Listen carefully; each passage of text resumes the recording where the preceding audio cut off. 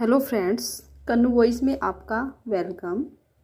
आज की कहानी स्टार्ट करते हैं।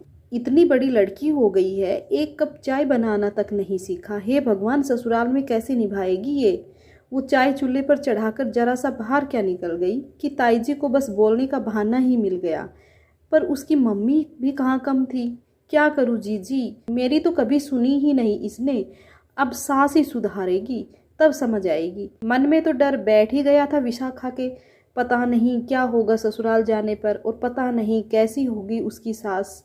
मन में बचपन से बैठा हुआ वो डर एकदम सच होना सामने आया था कि बेहद व्यस्त और बड़े नियम कानून वाली सास मिली थी उसको। सुबह सुबह उठकर जाने कितने काम निपटा कर वो तो 9:30 बजते बजते अपनी शॉप के लिए निकल जाती, तो पति और देवर के नाश्ते की जिम्मेवारी उस पर छोड़ जाती।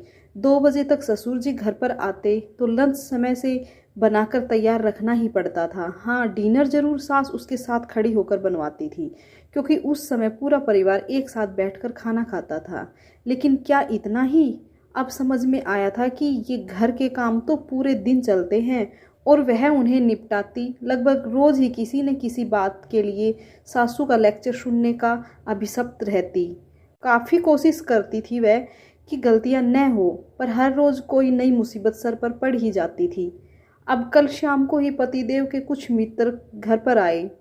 उस समय उसका मूड अच्छा था। हल्की हल्की धुन पर थिरकते हुए उसने कढ़ाई चढ़ाई और अलमारी के नीचे वाली दराज से रखा हुआ तेल झटके से निकाल दिया, तो वह झट से तेल झटक दिया, जिसका ढक्कन ठीक से बंद नहीं था या कैन ज़्यादा भरा हुआ था, यह पता नहीं था।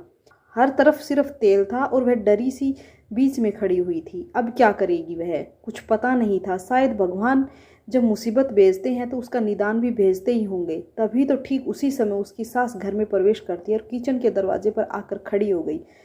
2 मिनट का समय उन्होंने स्थिति को समझने में लगा और फिर बोली, गैस बंद करो, तुम्हारी कढ़ाई जल रही है, और जहाँ खड़ी हो वहीं खड़ी रहो, वरना पैर फिसल जाएगा। 1-2 मिनट में अंदर जाके कपड़े बदलकर पानी की बाल्टी और सर्फ का डब्बा उठाकर सामने खड़ी थी। समस्या का निदान समझ में आते ही विशाखा के होठों पर मुस्कान आ गई, और फिर तो सास बहू ने मिलकर किचन के साथ साथ और भी न जाने कितना कुछ चमकाकर साफ कर दिया।